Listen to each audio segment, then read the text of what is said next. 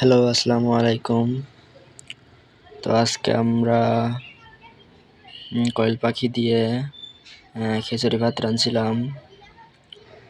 তো এটা আজকে আমি খেয়ে দেখাবো যে কেমন মজা হয়েছে।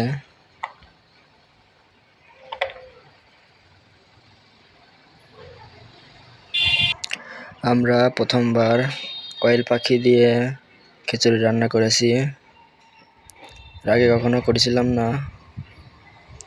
দেখা যাক কেমন লাগে আজকে। এর আগে খিচুড়ির সাথে কোনো সময় ডিম থাকতো বা মুরগির গোশত থাকতো বা গরুর গোশত থাকতো। তো আজকে প্রথমবার কয়েল পাখি দিয়ে খিচুড়ি খাচ্ছি, তার সাথে কয়েল পাখির ডিমও আছে।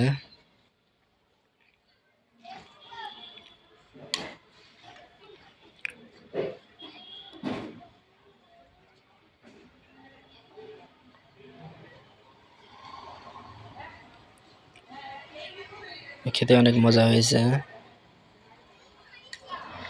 মুরগির যেমন রোস্ট বানাই, সাথে ঝোল থাকে, তেমনই ভাবে বানিয়েছে আম্মু কয়েল পাখির রোস্ট।